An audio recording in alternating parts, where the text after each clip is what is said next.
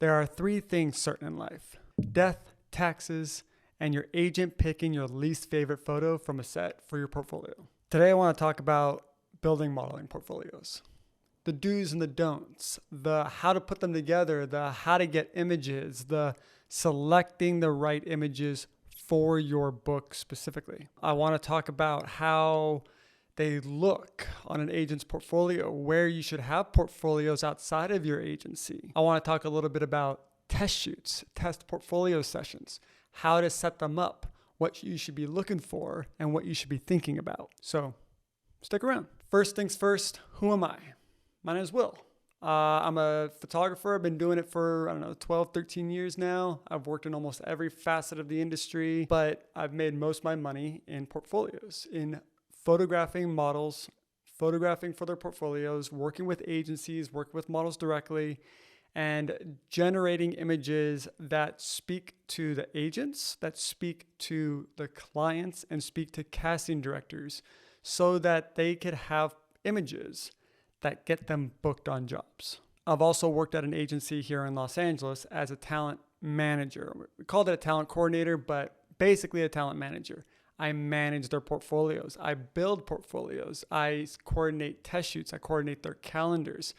I am the liaison between the talent and the agents, and I'm basically there to hear about their concerns, their goals, and then create a pathway to basically achieve their goals. So that's where I'm coming from with this. I'm coming from the photographer side, yeah, of course, but I'm also coming from the agency side. So let's go back to the very beginning. Why your agents are picking your least favorite photos for their portfolio. They're not doing it to spite you. In reality, every time you have new images, everybody that basically is involved with you or with that session is going to have different needs for those images. So what you may like for yourself is different than what the agents like and what the photographer likes, and then what the client likes, and then what the stylist, the makeup artist, it goes on and on and on, right? It's going to be different for everybody. So where is your agent coming from when they pick a photo that maybe you don't like specifically? Truth be told, if they're a good agent, which I trust that they are, is that they are thinking about what your book needs to help book you more work. Now, I did this plenty of times as a manager myself. I did it because I was thinking about your portfolio as a whole. This picture over here that you just sent in from a test shoot that you did is gorgeous. That picture is stunning. It's lovely. Now, is it technically better than this image that you already have in your portfolio? If it's my opinion, I'm going to go ahead and say no. I'm going to say this one is not as good as this one. And if they're basically the same style of photo, then I'm going to basically erase them and be the same. So if this one is the one that you already had in your portfolio, then I'm going to keep that one. And I'm not going to pick this one to add to your portfolio because it would just be redundant. But there's another photo in that session that you took where you are laughing, smiling, doing something different, let's say, than you did in this original photo. So that is the picture that I want to add to your book. That's the picture that complements your book best. Now, I realize that it's not as flattering or maybe as perfect as that other picture, but your portfolio isn't a vanity project. Your portfolio is not designed just to give yourself the self-confidence to look better and look the best. Your portfolio is designed to book you work, and you book more work by catering to more clients. So in order to cater to more clients, you have to have versatility in your book. Oftentimes, it's going to be about showing your versatility as a model so that when a client needs something from you, they know that you can deliver. They know that you can deliver that smiling one. They also know that you can deliver that high fashion one. They know that you can deliver that editorial one. They know that you can deliver that family one. All right, so when it comes to talking about test shoots and setting up test shoots for yourself, let's talk about the three main reasons why you would be doing a test. One is for your portfolio, obviously. Two is to just stay sharp. Just keep testing, just keep working. Modeling, like anything else, requires practice. And if you don't practice, you can, get rusty. And if you get rusty and then you get booked on a client and then the client tries to work with you and you're rusty, then you may not be putting your best foot forward. And number 3, creative. Be creative. Have it be an outlet for yourself. If it's something you want to do, even if it's not for your portfolio specifically, maybe it's not even something that anyone wants of you, that no one's ever asked of you, but maybe it's just something that you thought it would be fun to do. That's why you would do a test. But if you're talking about doing tests specifically for your portfolio, always consult with your agents. You want to talk to your agents and see if there's anything that they want from you. That's something that's going to make them have the tools to get you booked on more work. You want to be able to be coordinated with your efforts with your team, i.e. your agents, in order to have the best images possible. Now, every test shoot may not fulfill the need that they need from you, but as long as you're continuing to work and get the right style that they need from you, the better. Not only is that going to help your portfolio, it's going to tell your agents that you're serious, that you are really in this to win it. You're in it to make money. That's key to working as a team with your agents. If they see that you're really into this, they're going to push for you even more. If you aren't testing and you aren't working on your book and you aren't trying to get better, then why would they bother trying to, get you in with a client when they got another model who is doing all the things that they're supposed to be doing? This is a very competitive industry, and every chance you can to showcase that you are here to work, that you are here to get better. Those are all ways that you could set yourself up above your peers, above your competition. Another thing to think about when it comes to testing is looking at brands that you want to work with and then copy those looks and those styles. I'm talking brands like commercial brands. I'm not talking magazines like Vogue and Harper's Bazaar. I'm talking about, I want to work with Nike. So I'm going to look at their Instagram. I'm going to look at their website. I'm going to look at their mailing list, and I'm going to try and style myself to look like that. That is going to translate into a mood board that you can then send to a photographer, to a stylist, to a makeup artist. And then that turns into a session that's called basically a spec shoot, where you are making a faux campaign for a company that you basically want to work for, or other companies that fit that same genre. So could be Adidas, could be Hoka, anything like that, right? I will say on that note though, that when you're taking pictures for your portfolio, when you're styling yourself, try to limit large logos, because you don't want to have a huge Nike across your chest, send those images to your agent, and then your agent is trying to submit you to Adidas for a really big casting, and then they can't even use that. They won't even see you because the only image that you have has their competition all over your chest. Not the best look. Try to go with either brand neutrals or small logos whenever possible. Okay, the next step when it comes to test shoots. What type of work do you want to attract? Build your portfolio around the type of work that you want to attract. If you want to do fitness, take fitness pictures. If you want to do beauty, take beauty pictures. If you want to take, editorial and a little bit more creative, get some of that in there. You want to build your book like the clients that you're going to work with. Now, be mindful that in order to best optimize this with your agents is you want to correlate that with the types of clients that your agents are working with. If you're with a small, agency, maybe in like Nevada or Indiana, maybe those brands are different than the types of clients that they're trying to cater to in New York or Miami or LA. A nice little rule of thumb about testing is if you're a brand new face, never modeled before, then I would say test as often as you can. As often as you can get out there, as often as you can book a test shoot, you should be shooting. If your friends have cameras, photograph with them. Try and do your best to create a mood board and style yourself, but just test as often as you can. If you can pay photographers, because you pay photographers that are good, and then they teach you stuff, and you get better images. But if you are a veteran talent, if you are working consistently, my rule of thumb is generally 1 to 2 tests per year. That's just for your basic updates, for if your look has changed a little bit, or if you're doing a soft launch into a new genre, of like different types of work. Maybe you're trying to do a little bit more lifestyle work. Maybe you're trying to do a little bit more fitness work. Maybe, you're becoming that like young mom, young dad type of vibe. And, that may hurt to hear, but it's also an opportunity for you to book more work. So if you want to book more work and that just means, throwing on a dad polo and some khakis, or for mom throwing on like a striped shirt and some like capri cargo pants or something, so be it. Like work is work in this industry. And if you want to work, there's a lot of work out there. You just got to know where to find it and how to market towards it. So that was talking about what you want to shoot. Now let's talk a little bit about who you should be shooting with, who you should be getting photographed by for your portfolio. Number one, if you're a new face, try and photograph often. Try and find people who will test for free. Nothing replaces experience. Being in front of the camera is your best tool to learn.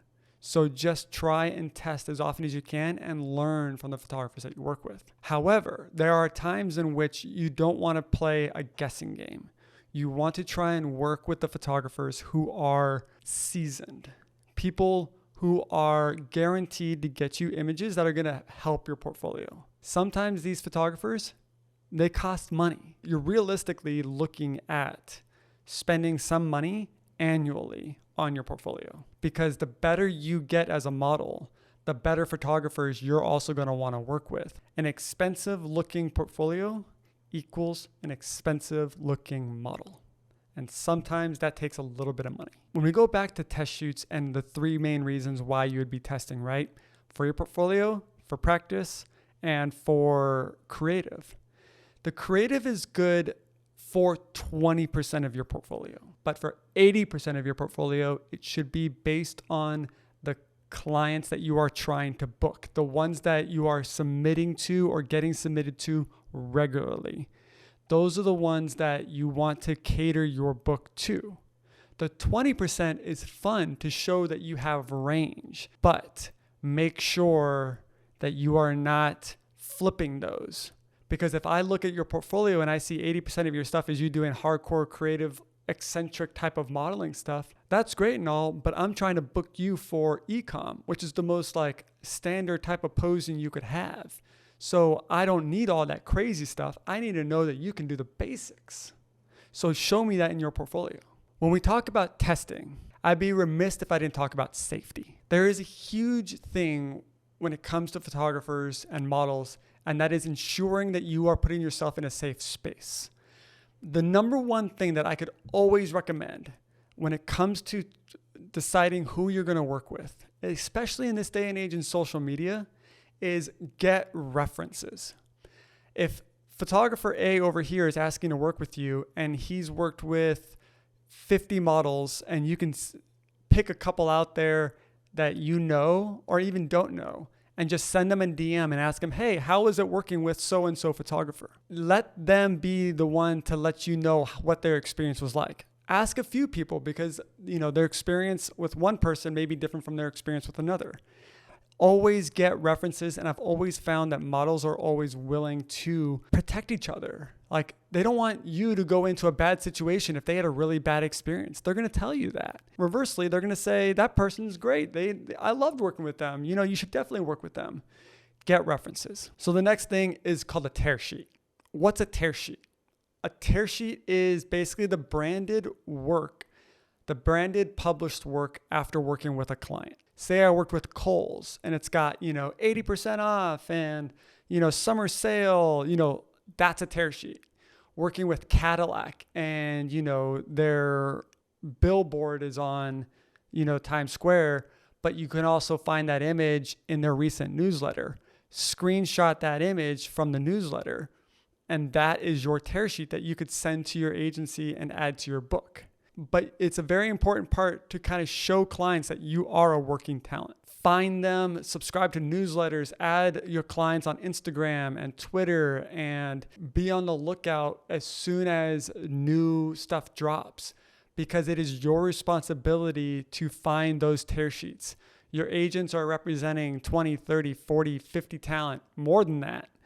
Your responsibility is to find your own tear sheets, and finding your tear sheets and adding them to your book helps you. Now, don't be confused though. Tear sheets are not a substitute for test shoots. A tear sheet is not the same as a test shoot. An agency cannot use an image of you with, Nike and blah, blah, blah, blah, and Abercrombie and all of their like writing across the picture. They cannot use that to submit you with. It doesn't matter how often you're working and you're finding your tear sheets. You still have to make time for test shoots. Test shoots help with submissions. Tear sheets are great to add to showcase, your workingness, but you have to make time for both. So now let's talk about the agency side. Let's talk about the portfolio that you have with your agents. Chances are the portfolio that you see on the website of your agency is not the only portfolio that they have of you. Chances are is they have multiple books on the back end to cater to different types of clients. So say you get submitted off into e-com and lifestyle and, a lot of clothing brand type work. They may have a book catered to that type of clientele, but they also may have another book for, your parts modeling, for your hands, for beauty work, for your fitness. Olaplex is not going to be interested in seeing images of you running and doing CrossFit exercises in a portfolio when they're trying to book someone for, a hair commercial. So beware of that when you are looking at looking at your book on the public website, because that may not be the only one that you have. While it is in your best practice to try and have trust in your agency in how they are presenting your book on your behalf, you do have some say into how your book goes. So if you have real issues with how your book looks or certain images that are in there, you are allowed to talk to your agency. You're allowed to have conversations with them and have some input over your book. So just know that you can reach out. You can talk to them. Just be friendly and just chat and just be like, hey, listen, I'm thinking about this. Like, I'm not sure I love this. Do you have a reason for why you put that in there? Don't nitpick and just say, I prefer this one over this one if it's like the smallest difference in the world. Try to come at it professionally, friendly, and you guys can, maybe see some compromise on why certain images should be in there and why certain ones shouldn't. So outside of your agency portfolio, there are other spaces where clients and other agencies and casting directors are viewing your work that you should think about keeping curated for them. One is your Instagram. It's really good to make sure that you are posting your work on there, to know that you are a working model, that you are a talent that is testing and working and putting new images out there. That's beneficial for agents and clients as well as photographers. If you're trying to test, photographers want to know that you're also working on your craft as well. You're not just some newbie that doesn't have any images. I love it when talent have personality on there. Showcase your life, hanging out with your friends, hanging out with your family, vacations, and all kinds of other things that you are passionate about. If you're passionate about cooking, if you're passionate about philanthropy, if you're passionate about volunteering or running or exercising, post about it. And believe me when I say that the clients like it too. Your casting portfolios, casting networks, LA Casting, Casting Frontier, whatever else it might be, those should also be filled out fully. And I would highly recommend that you consider putting the extra money in to upgrade your site there to add more pictures. Talk to your agents about it. That's how I view it. But if the casting director's first impression of you is just one little image and that's all you have on there and a half-baked profile, they may not look at you as deeply as other talent who have more information and more pictures on there. Next is I would consider putting together your own personal portfolio. Get a website off of Squarespace, Wix, even Adobe. If you have an Adobe subscription, they have websites that you can make on there. I would make your own website because it allows you to take control of your own brand. If you are, say, seeking representation, having your own portfolio allows you to really beautifully curate your book. If you have a link that's easily shared, that's beautiful. If you're submitting for your own work, again, having a link is a beautiful way to display your portfolio and to have autonomy over how you want to brand yourself. Lastly, I wouldn't sleep on the Google Drive and the Dropbox. I'm talking about it in a way that you can organize all of your images of yourself, of your test shoots, of your tear sheets, and everything else that you have collected during your career as a model. Because when you sign with a new agency, they're going to need images of you to populate your book on their website. And if you have a Google Drive or a Dropbox that's fully organized with, fitness, editorial, lifestyle, beauty, tear sheets, then their population of your book is so easy. I can't tell you how delightful that was when I would get that from a talent, when I was onboarding a talent to my agency. They put the time in and they organize all of their pictures. And now every agency that they sign with after that in different markets can benefit from having all of those images right there. Consider doing something like that for your future self. All right, let's jump into the do's and don'ts of building a modeling portfolio. Don't only just have images of you from your favorite side. Make sure that your portfolio has you in all sides. We can see all of you. That's the goal. I had this one talent who is a fitness talent, and every time he got me new fitness images, he was always wearing like pants. And I finally looked at him. I met with him one time and I was like, what is wrong with your legs? Why can I not see your legs? Is there something there? Do you have tattoos? Do you have huge scars? What is going on? And he goes, no, none of that. I'm like, because I have never seen your legs and you're a fitness talent. Now, if I'm thinking that, you can bet that your clients are thinking that as well. They want to be able to see your left side, your right side. They want to see you straight on. They want to see you full body, half body. They want to see you wearing shorts. They want to see you wearing pants, dresses, just a variety of stuff. Whatever it is that the client could possibly put you in, they want to make sure that they see you that way in your portfolio. Don't only have one facial expression. That is boring. Make sure that you are having a variety, the laughs, the smiles. Now, your brand may be different. It may be all serious. That's fine. But you have to find ways of building variety in your book with different styles of, your market. If you just have one face in every picture, I'm going to assume that if I booked you on a job, that's the only face I would get from the 2,000 pictures that I took on set that day. And I don't want that. Don't have poor styling. You want to make sure that you are getting good, clean pieces that you could photograph in. They could be basics. They could be slightly elevated. They could be a little designer. They could be whatever it is that they need to be. But make sure that they aren't tattered from you had them for 5 years and they've seen the wash cycle 30 times. I've tried to work with people who have brought very, very mediocre styling. And as hard as you try, it's never quite that great. Don't do the most when it comes to posing. Make sure that you are able to master the basics. Chances are the most work that you're going to do in this industry is going to be doing basic type modeling. Hit your poses properly, smile, look at the camera, look off the camera, hit different types of those stable everyday poses and get really good at that. Don't put too many images in your book. Your public-facing portfolio should probably have 15 to 25 images. If you put too many images in there, it's going to be really hard to try and shift through it all. It's very difficult, I understand, to narrow down your favorite images, but do your best. For your portfolio, make sure that you don't only have one category. Your main book, as we discussed earlier, should basically be an overarching, encompassing idea of you as a talent. If you can do all that kind of stuff, make sure your main book has a little bit of everything. But you also want to have other pages and other books where you have it more specific.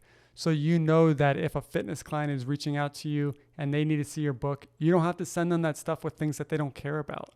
Send them the book that has the fitness images in it. The quicker you can get them to envision you as being in their campaign, the higher success you will have at booking work. Don't have too many tear sheets in your book, but make sure that tear sheets are just there to showcase that you have the ability to work, that you have been booked, that you've done stuff, but don't have so many in there where it looks like you only work and you never test. Don't only have either all studio or all on location images. Make sure that your portfolio showcases that you have worked and can work in any scenario. You want to try and build a variety so that, one, it makes your book more, well-rounded and creative and stylish. But if you only have studio images and we're shooting, in Santa Monica on the pier, I need to know that you've been there before, that you've done that you know what to expect. Don't forget to have a great headshot. And it's my belief that almost every photo shoot that you do, you should try and get a fresh headshot. They don't have to be the commercial or actor-y style headshots where it's, you're playing a character or anything like that. In reality, any close-up picture, here up, any opportunity to get a new headshot is an opportunity to update your front of portfolio book. And that front of portfolio image can be the difference in how much work you are getting. Pretty basic, but don't only ever look either right at the camera or don't only ever look away from the camera. Don't ever work with just one photographer. I don't care if that photographer is your boyfriend or girlfriend. I don't care if that photographer is your best friend and they give you great work and it's for free. If you only ever work with one photographer, your book is going to look like their book. And it's not going to have the variety in there that is required to look like a well-rounded talent. So make sure that you are reaching out to people, coordinating with different people, talk to your agents. Your agency certainly has a list of preferred photographers.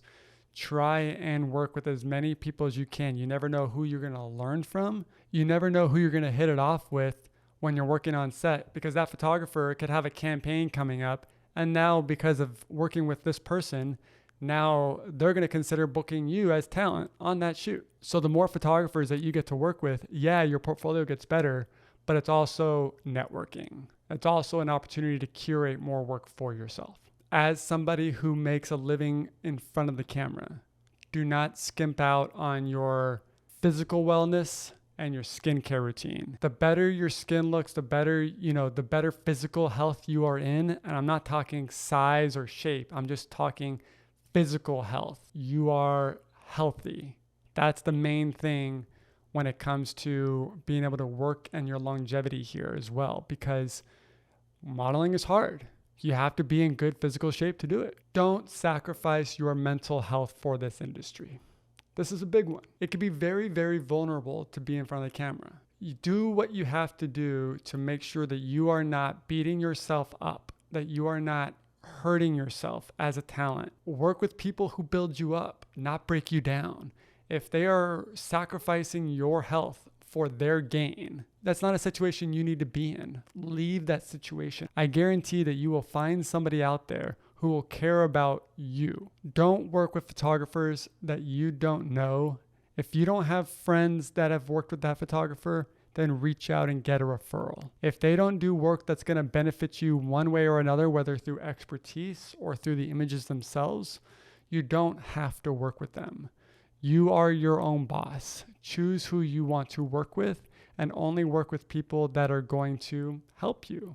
Don't put yourself in a situation that could be potentially dangerous or harmful just because you're trying to please somebody else or you don't know how to say no. And at the end of the day, don't forget that every opportunity that you are working, it's an opportunity for you to make work for yourself. It's an opportunity where you're going to be able to build a relationship with that photographer, with that stylist, with that makeup artist, with that grip. All these people have jobs and other things that they probably have going on where they can refer you for more work. Make sure that you're always putting your best self forward professionally, personally, because these are people that could refer you for more work and it could be the next stepping stone for you and your career as a model. So there you have it. The do's and the don'ts of building a modeling portfolio. Building a modeling portfolio is an ever evolving process. It's always going to take reshaping. It's always going to be updating. You as a person gets older and your market shifts, your genre shifts, your agency, your location. These are all things that will determine the type of work that you are being put out for and possibly booking.